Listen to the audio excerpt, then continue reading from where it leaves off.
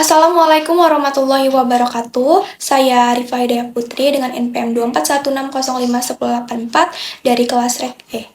Pada kesempatan ini, saya akan menjawab pertanyaan UAS yang mencakup pemahaman konsep, analisis perilaku konsumen, strategi pemasaran, dan evaluasi aplikatif.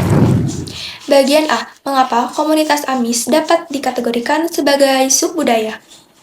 Dalam teori Shipman dan Kanuk 2010 mendefinisikan subbudaya yaitu kelompok yang memiliki nilai, kepercayaan, kebiasaan, dan perilaku yang membedakan mereka dari budaya dominan, namun tetap hidup di dalam lingkup masyarakat yang lebih besar.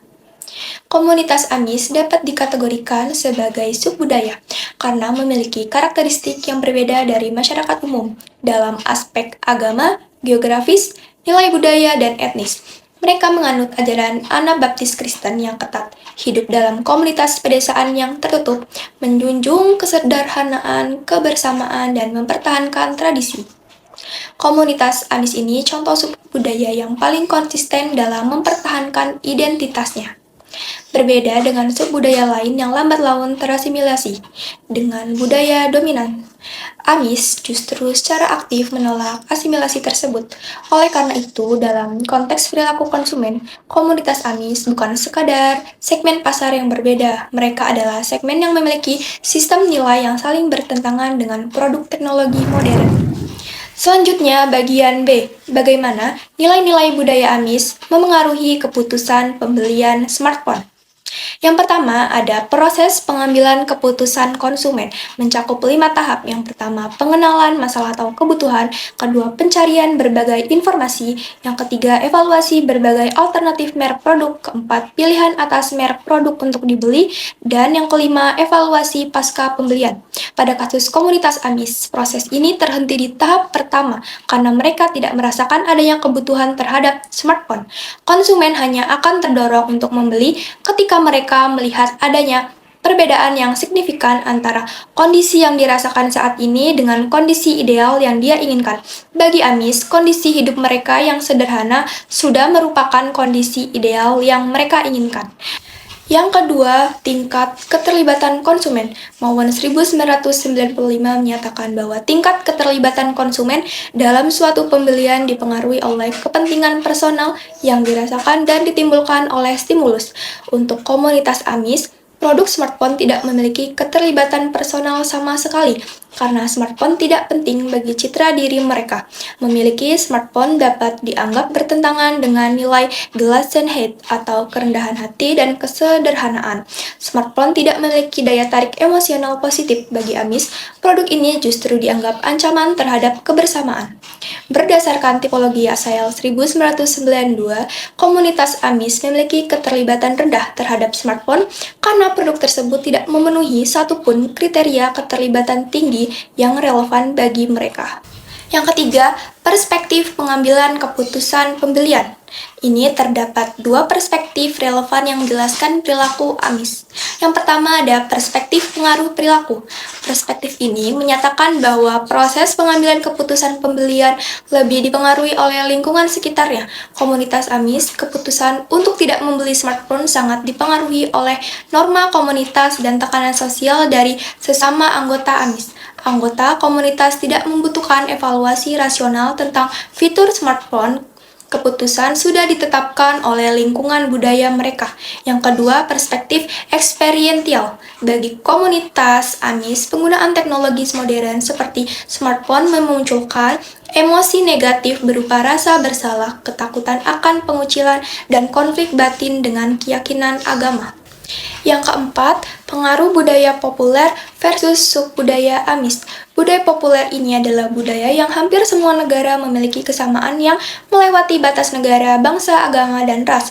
Jenis yang meliputi televisi, media sosial, komputer, dan lainnya. Strategi pemasaran perusahaan elektronik dalam kasus ini sepenuhnya menggunakan instrumen budaya populer seperti influencer atau video daring. Namun komunitas AMIS secara sadar dan sistematis menolak budaya populer tersebut. Bagian C, strategi pemasaran yang sesuai jika perusahaan tetap ingin memasuki pasar AMIS. Jika perusahaan tetap ingin memasuki pasar AMIS, strategi pemasaran harus disesuaikan dengan nilai dan budaya mereka. Pertama, melakukan adaptasi produk dengan menciptakan perangkat komunikasi sederhana yang hanya memiliki fungsi penting dan tidak bertentangan dengan nilai-nilai AMIS. Yang kedua, menggunakan pendekatan berbasis komunitas melalui komunikasi langsung dengan pemimpin agama dan tokoh masyarakat karena keputusan anggota komunitas sangat dipengaruhi oleh mereka. Yang ketiga, menerapkan pemasaran berbasis nilai dengan menekankan manfaat produk sebagai alat pendukung keselamatan keluarga atau kegiatan bisnis, bukan sebagai simbol modernitas. Yang keempat, itu menggunakan saluran distribusi tradisional seperti toko fisik, katalog cetak, kunjungan langsung, atau kerjasama dengan pihak yang memiliki hubungan baik dengan komunitas AMIS, karena mereka tidak menggunakan internet maupun media sosial.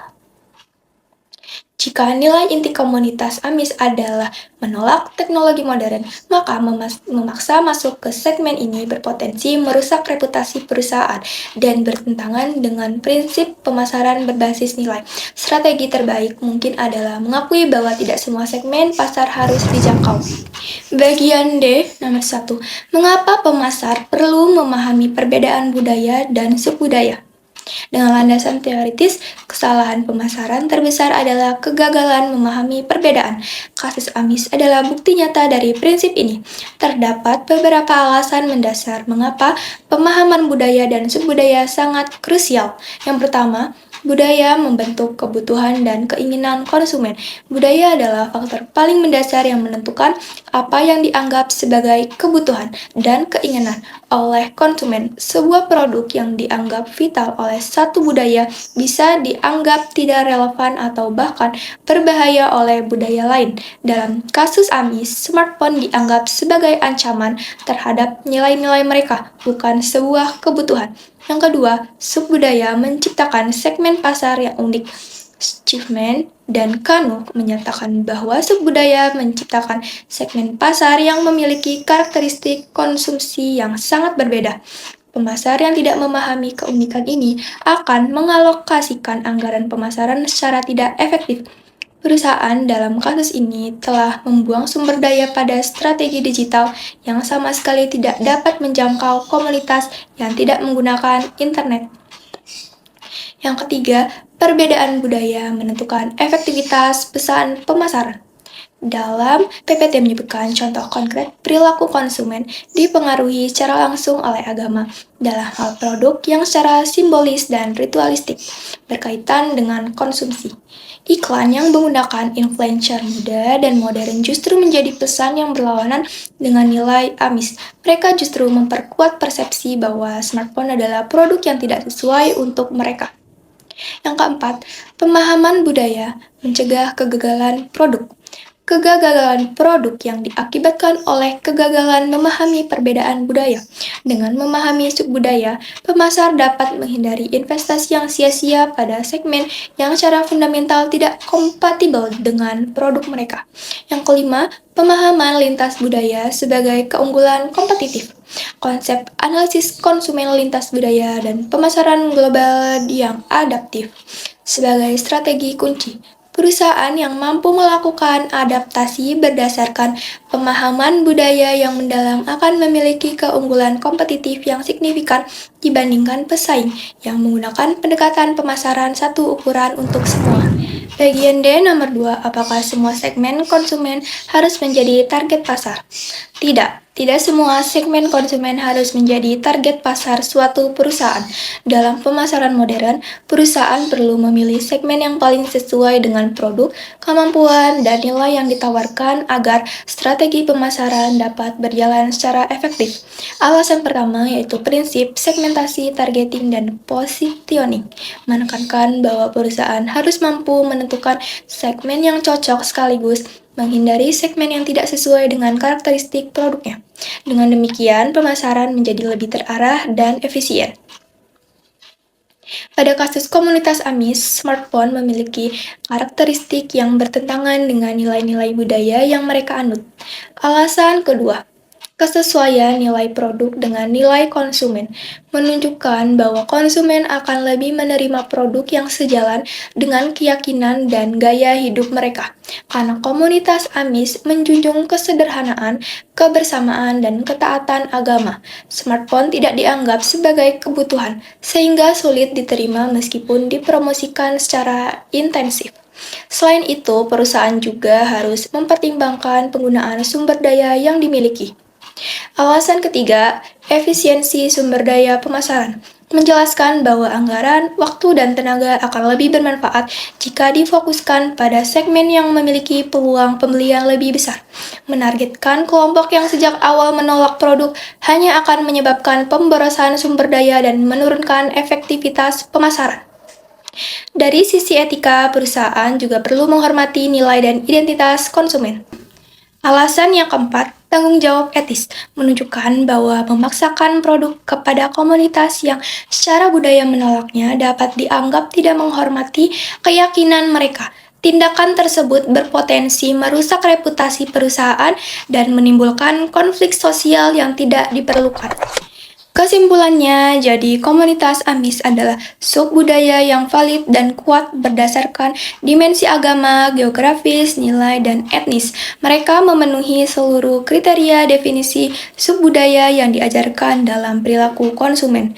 Nilai-nilai budaya Amis juga ada kesederhanaan, kebersamaan, dan ketaatan agama, membentuk hambatan fundamental terhadap pembelian smartphone.